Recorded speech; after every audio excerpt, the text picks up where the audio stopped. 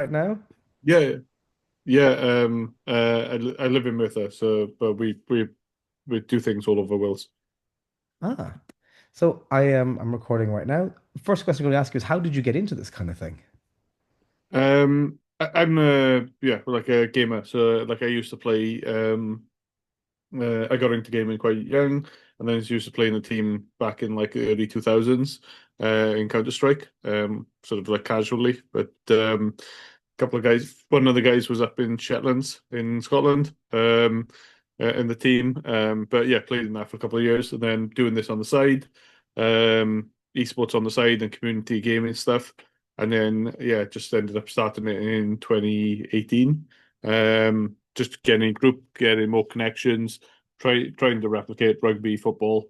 There's a lot of people passionate about gaming, watching esports, and how we could pull that all together, really.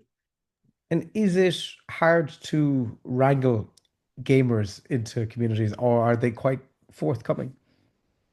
Um, I think it depends. I think it depends on the person and where you try to pull them into. Like Discord is obviously a bit easier, makes life a bit easier to do that.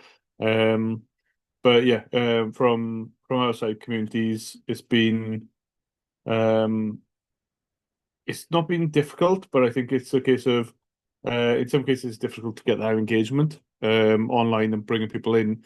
Whereas in person, it's a bit easier to sort of bring people into the mix and then see if people are feeling a bit excluded and stuff like that. When it's all online, it's a bit more difficult to pull that together. But it's not saying it can't be done. It's just I think by having a physical area, it's you know it will benefit trying to sort of grow the community over just having a online presence.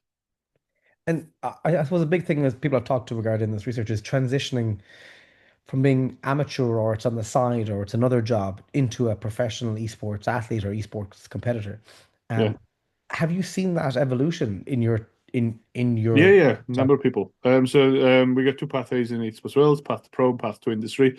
We've seen people who have just started out and doing volunteer work with us, going up to now doing the Esports World Cup in Saudi Arabia, working for top level teams like G2 and stuff like that. We actually got like some of the coaches within us, ex-professional players. Who have played for Wales as well, and then we won gold medal and things like that. So yeah, we've seen that progression all the way from people coming through all the way to then making money and doing it as a living. Um, Obviously, it's we need to improve that pathway, and that pathway needs a lot of investment to make more athletes to get to that level. Um, but yeah, we've seen people come through it. It's just less than what we would like as esports folks.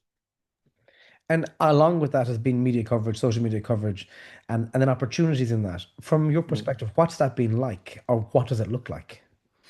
Media coverage of esports, or Yeah, like like as in like traditional media. both. Okay, so yeah, well, looks traditional media is it's the narrative is changing, but the narrative when I started doing this was very much gamers in their bedrooms. And you still do get that question sometimes: is this a realistic pathway? And these days, I would say is probably more realistic than actually going into traditional media, which is a strange one because with AI developments and how things are sort of changing and how people are actually consuming content. A lot more content now is being consumed online and through things like YouTube and social media than actually sitting down and watching your 9 o'clock show on BBC. So yeah, it's changed quite from a traditional media side. I think that narrative's changed. I think they're seeing that it's not just gamers in their bedrooms and the potential. So you're seeing a lot of traditional media actually trying to switch now to YouTube and TikTok and creating online content. Um, Whether they'll be able to actually keep up with the people who are actually doing it, I'm not really sure. But from a content point of view, sort of the other channels. we I think esports has always gone under the radar from the traditional side because it's never been played in that traditional ecosystem. So you've had the YouTube, you've had TikTok, you've had Twitch, you've had Instagram. Those are the ones which are in growing. Those are the sort of areas which are growing, which is more seeing more eyes now on esports, which is seeing more revenue, and then sort of developing it from that point of view. So yeah, it's I think the sort of shift is changing, but yeah, overall there's a lot more content and people trying to develop that content to push their teams. And are there professional media roles or media opportunities for media practitioners in esports? And if so, Yes. what do they look like? So yeah, there's a lot of the stuff within esports, especially from an esports world's point of view, we say is transferable skills. A lot of the stuff is what you would get from um, traditional broadcast. I think the where the areas lack is that sort of knowledge of the difference between how you would broadcast an esports event to how you would broadcast a sporting event, because you are then in the virtual. But the actual skill sets behind doing it when you're doing like a production or utilizing the software or the same sort of stuff, a lot of that is the same. A lot of that content, like video editing, is you use if you know Adobe Premiere, you can edit a video. That can be an esports video, it can be a sports video, it can be anything. But same for social media, same for graphic design, same for things like videography, photography. A lot of that stuff is very similar to traditional sports, but the difference is having that knowledge of esports and having that sort of that in-depth knowledge, which you can see the difference between a football game is one game. Rocket League might be best of seven. Having that sort of change, it'd be exactly the same if you was doing the difference between if someone knew football as a broadcaster and then they were moving to darts or golf. Darts and golf are sort of you're broadcast in a very different way to actually football or F1 or something like that. So it's for each individual esports title, you need someone who's got that sort of background knowledge to be able to say, no, no, no, you need to be changing it to do it this way. But a lot of the um, sort of skills are very transferable between multiple industries. That's really interesting. I actually, of the interviews I've done regarding this, that's the first person who said that. So that's Okay. very insightful, Yeah. and which makes sense. Like it does make sense if you spend your whole life covering cricket, Yeah. then you're asked you to cover darts. If you don't have a knowledge of the sport and an in-depth knowledge or a passion for the sport even to begin with, it makes it really difficult to know what are you Yeah. meant to be shooting, what are you meant to be editing, what are you meant to be capturing, what do fans need to know because you're not a fan. Yeah. Um, no, that makes total sense. And And yeah, I'd sort of to jump in there. Yeah, I think a lot of people see it as like either they see it's the same, which is then they try to do it like a bad production companies do it where they've gone, oh, we'll put up goal. They'll have someone pressing the button to do goal or score or something like that. Um, there's no point in doing that in esports. It's already built into the game. Like it's and have because they haven't got that knowledge and because they're not sort of doing it, that sort of there's a failure then of them creating content or creating something which actually deters from the game because a lot of that's built in. But that still doesn't mean you need commentary, you still need other bits. So it's yeah, yeah, you need there's a lot of transferable skills. So when we say people come to us, we very much say to them, if you're going down that route, think if you want to be an esports photographer, that means you might be an esports photographer for 2 days a week. But the rest of the days, you could be doing making a lot of money doing wedding photography or event photography or sports photography. And to limit yourself to just esports um, is not a good way to sort of run your business in my eyes. And sort of but having that knowledge of esports, um, like having a knowledge of if you knew cricket and darts, would then sort of give you even more outlets to then be more professional and more bring in more revenue as such.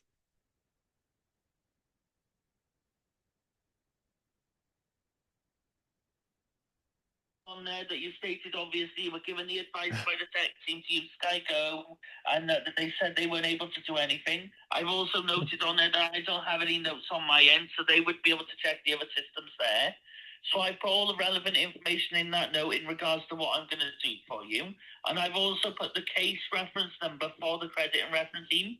So if for any reason I take sick and somebody doesn't pick this up, which they should, but worst case scenario, all the information is on your account so that if another advisor for whatever reason does have to pick this up, they can without any hardship. Perfect. Thank you very much for your time and have a good rest of your day. The one final thing from me today is in the next 48 hours, you might get a text message from Sky asking about our customer service. It'll be a scale of 0 to 10. 9 or 10 means you're happy. Anything below that means you're not. Please bear in mind when you receive it, if you do reply, it is purely based on my customer service, nothing else. Nothing to do with Sky, nothing to do with what their policies are or anything like that, or any other advisors. Purely based on how you feel I've handled the call. You've been brilliant. And if I hadn't received 7 or 8 pieces of inaccurate information from 7 other colleagues of yours prior to this, we wouldn't be here. But thank you very much for your time. Have a good rest of your day and have a good Christmas. Bye now. John, an hour, 23 minutes, but he's such a nice Welsh person. But yeah, sorry about that. No, Uh, you're good. so, moving on from what you've said there. So, do you think the future for media and esports is one that is could be quite fruitful for people if they have the knowledge of the actual sports and the media skill sets combined? Yes. I think there's a um I think there's a balance though. I think there's a like a realistic side to it. Um the the money's not there. The money is there in esports, but the money's not there in regards to sort of the same as what is in football or in sort of physical sports where you've got to get people into a venue. But getting people into a venue, there's more likely you can sell drinks, you can pay for tickets, you can do that, which then does it. Esports doesn't have that, and that's one of the reasons why it's so good in regards to producing on like a global scale, and people can watch it all over. So yeah, like I think there is, but then there's also it's not the same level. So you're not going to have sort of millions of sort of esports production jobs, I think, at the same level as what you would with football and rugby because of the physical aspect. But that doesn't mean in the future that there won't be more like online ones and things. But yeah, the revenue is not going to be the same because online is cheaper to run, cheaper to do stuff. You're not bringing in the same revenue, which means that you can't take the same as what you would be doing if it was a physical event. Yeah, and I suppose the simple thing is that you can watch the sport. The only realistic way, unless with some esports, of course, they're in arenas and but the realistic thing is you can watch the sport from your home anyway. So Yeah, so why would you pay a Sky Esports subscription or a Virgin Esports subscription if it's available through another platform already, and a yeah, platform and a team that's already quite skilled and knowledgeable in that area? yeah. So, do you think overall, as we're creating a media degree at the OU, and I've been involved with media degrees in Scotland the last 3 years, do you think we're not well equipping people for potentially media esports careers? um, or I as media professionals who cover esports because we teach them how to do court reporting. You teach them how to do social media stuff for sports teams yeah, and teach them how to write columns, online columns and do SEO and stuff. But we don't actually specifically say, let's cover an esports event or let's cover a remote esports, a profile esports athletes, that kind of thing. yeah. It's a difficult one. I would say there's probably the, this question has come to me a few times. So it's if you get two candidates, and one has done a full esports degree, and one's done a media degree, which do you hire for a media role? And then it's always been a bit of a thing because with the esports qualifications, while they're really good and give you a really broad understanding of esports and the business structures and stuff, because they're not, um, you might only do one module on a media side. And if you've got someone passionate about esports and gaming who've done media, normally they're the better candidate for a media role because they've got more experience doing media stuff rather than someone who's got an esports stuff. It's harder to teach them the media skills than to teach someone brackets in esports. So like from the stuff which you're teaching, like this is probably more my personal view than Esports Will's one. But I would say what you would want to do is teach the same sort of content or structure, but then you need to have those written into that very similar to how you would say, what is the difference between covering cricket or covering football? It would be saying, well, what's the difference between covering a virtual event, like actual virtual, or something covering like an esports event, or something covering them, which is your nutritional sport. And I think it's that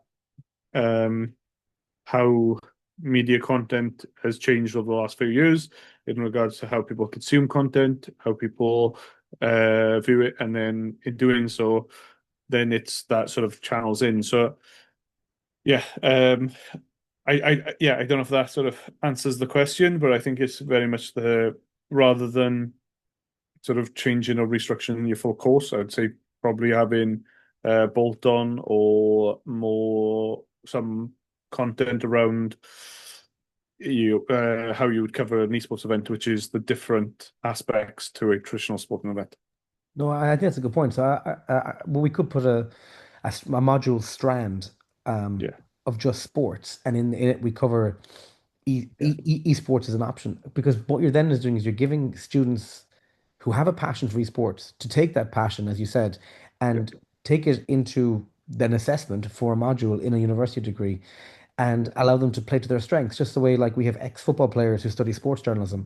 yeah, Why should they have in-depth knowledge that they can then, or network, so they could then use for their assessments and do really yeah, well, while someone who might have a really good network in esports and have a real passion for it, then they could do the same thing. And I think that's a good idea, and I think that's something that we're going to include, especially at dissertation level. yeah, Because dissertation is a project, a physical project, yeah, like a video or audio documentary, a podcast series, that kind of thing. And I think if we allow, or not push, but explain there is a sports strand here that you can take.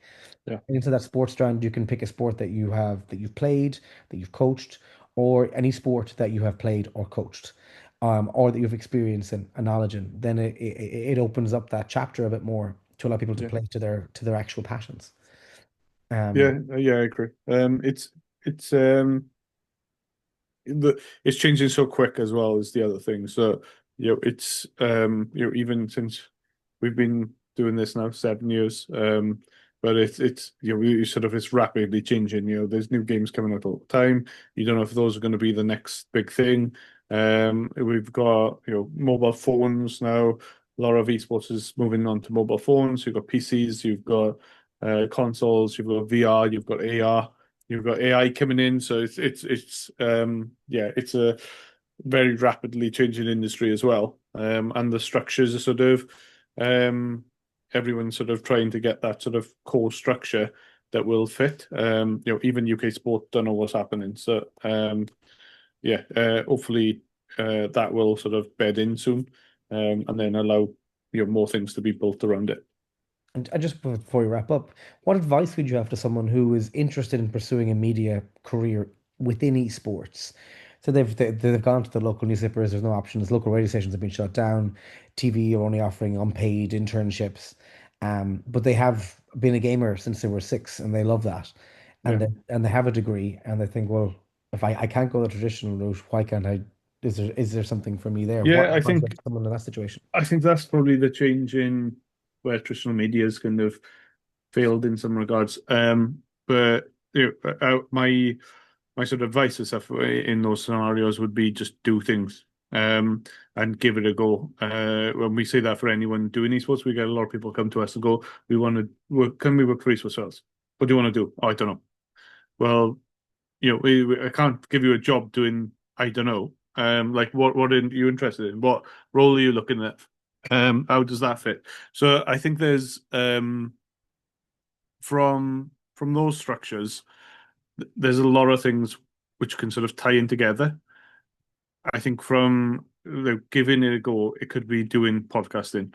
that could be their route into finding something. It could be esports broadcasting, it could be casting, and by doing it and giving it a go, you, as you said, build up your network, you build up your portfolio, you build up that opportunity to showcase and learn. And there's a lot of stuff you can do now online at very low cost. Everyone's got a mobile phone. You can go to an event, take pictures.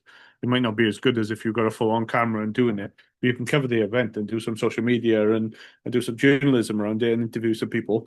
You don't need to have a big camera and do sort of run it from that side, but it does allow you to create those networks. It does allow you to get into the scene, and it allows you to sort of start those pathways. And just as important to finding your path by finding something which you enjoy doing is super important as well to find out what you don't enjoy doing.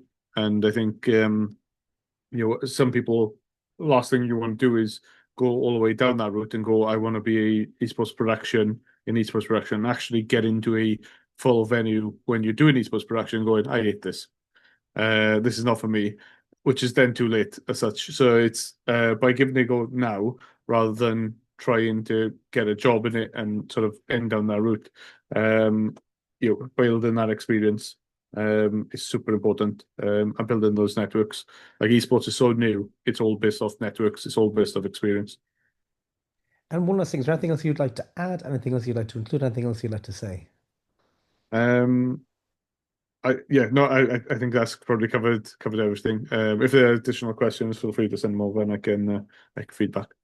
Well, thank you very much. I'm going to take some of this to our. We're designing the degree at the moment, so I'm going to cancel this.